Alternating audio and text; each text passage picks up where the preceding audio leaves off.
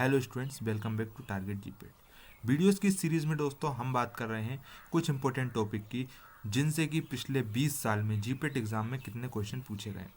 इस सीरीज़ में दोस्तों हम क्या करते हैं कि पिछले 20 साल के क्वेश्चंस को रखते हैं और उस पर्टिकुलर टॉपिक पर देखते हैं कि इन क्वेश्चन में कितनी बार क्वेश्चन पूछे गए। पहले हम 2 वीडियो से रिलेटेड अपलोड कर चुके हैं, अगर आपने देखी होगी तो आपको पता होगा, नहीं देखी है तो ज़रूर देख लीजिएगा। तो आज का जो टॉपिक है हमारा, जिसको हम देखने वाले की हैं कि इससे पिछले 20 साल में कितने क्वेश्चन आए, वो है हमारा स्केड्यूल।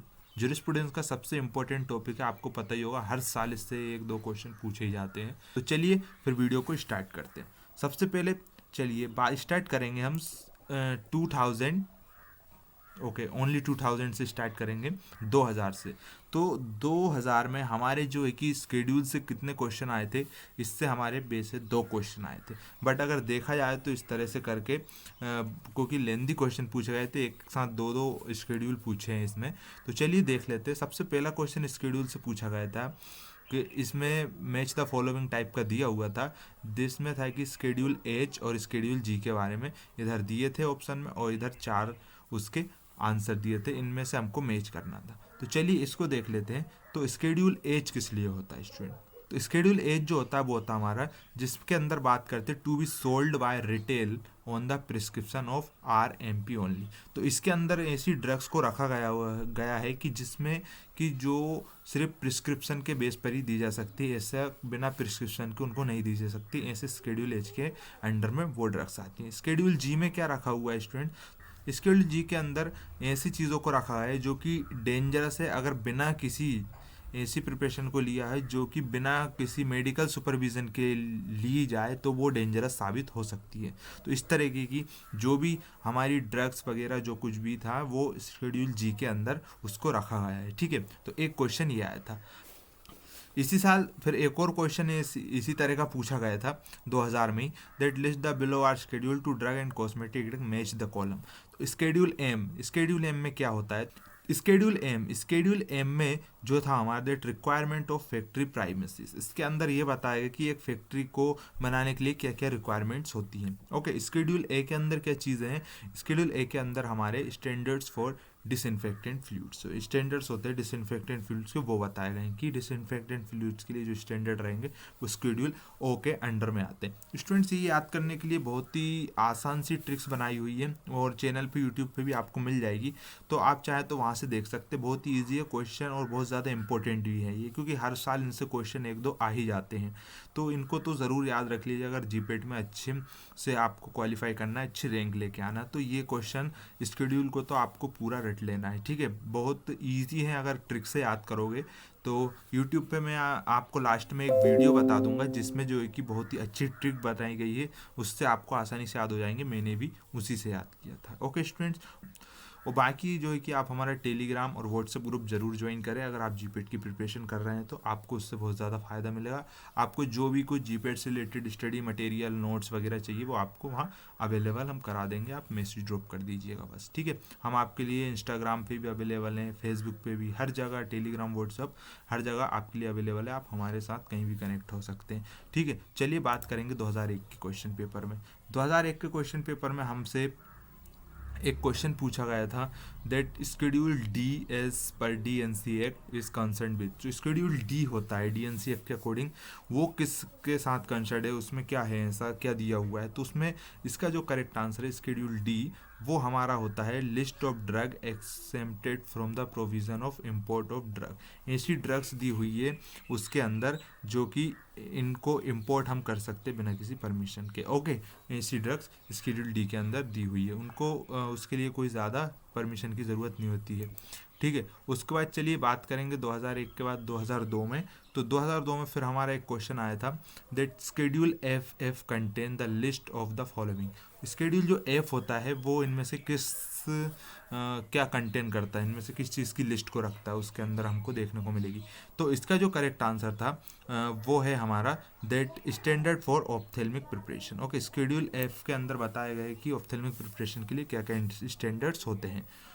ठीक है, ये बात हो गई हमारे 2002 में ये क्वेश्चन आया था। उसके बाद 2003 में, तो 2003 में फिर फर्दर हमारे जो कि एक क्वेश्चन आया था, schedule in drug and cosmetic acts that deal with the requirement and guideline for clinical trials import and manufacture of new drug is. तो ऐसा कौन सा स्केड्यूल है जिसके अंदर जो है कि रिक्वायरमेंट्स बताई हैं एंड गाइडलाइंस बताई हैं क्लिनिकल ट्रायल्स के लिए, कोई भी नई ड्रग जब हम लेकर आते हैं तो उसका स्केड्यूल ओ एम एफ, तो ये नहीं है, ओ तो डिसइंफेक्टेंट के लिए है, एम जो है कि वो हमारी उसके लिए जैसा कि हमने देखा था जीएमपी के लिए होता है, एफ ब्लड से रिलेटेड प्रोडक्ट्स के लिए होता है ऑप्थेल्मिक्स प्रिपरेशन के लिए, और जो शेड्यूल बाय होता है ना वो क्लिनिकल ट्रायल्स के लिए होता है। तो इसका करेक्ट आंसर है हमारा D24 का।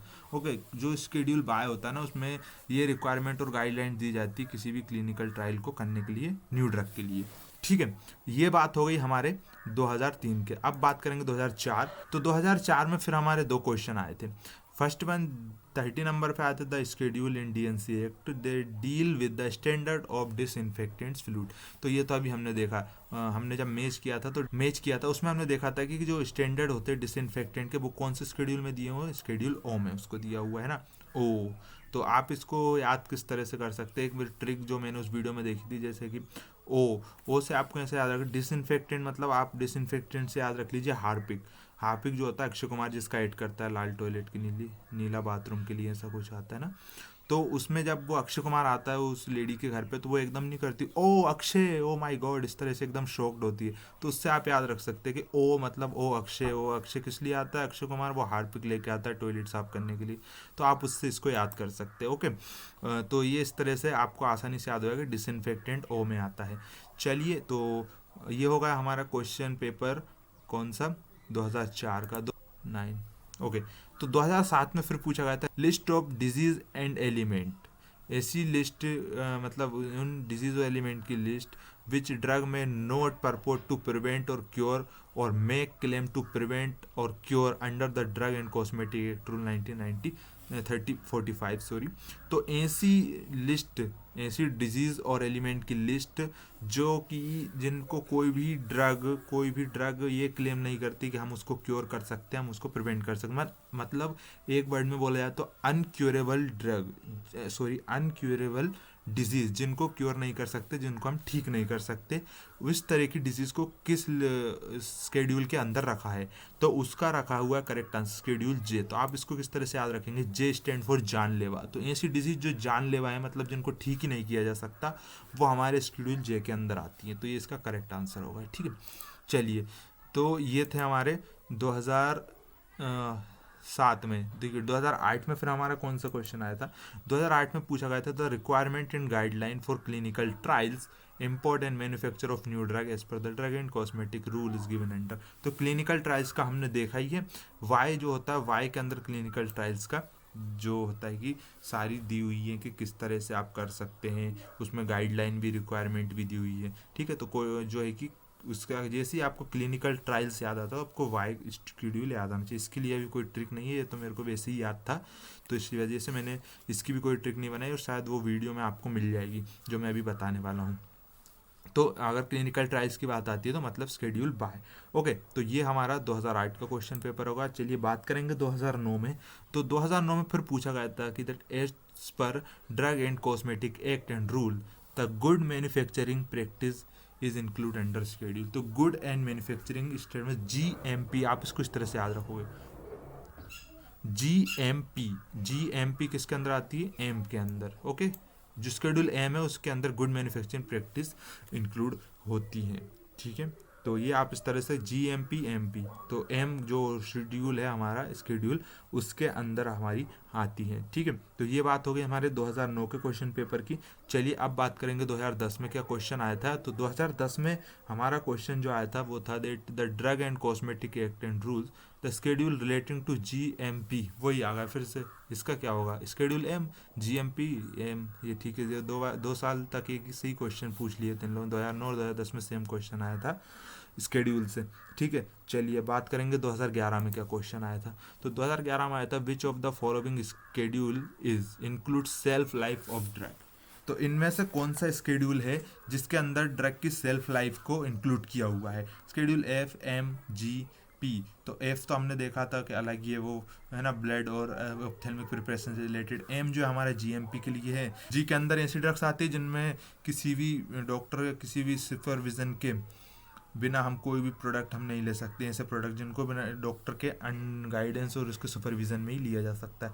तो बचा क्या, पी। तो जो स्केड्यूल पी होता है उसमें हम ड्रग की सेल्फ लाइफ, है ना, सेल्फ लाइफ की बारे में दिया हुआ है। तो आपको सेल्फ लाइफ की वजह आप याद रख लीजिए, लाइफ पीरियड ऑफ ड्रग।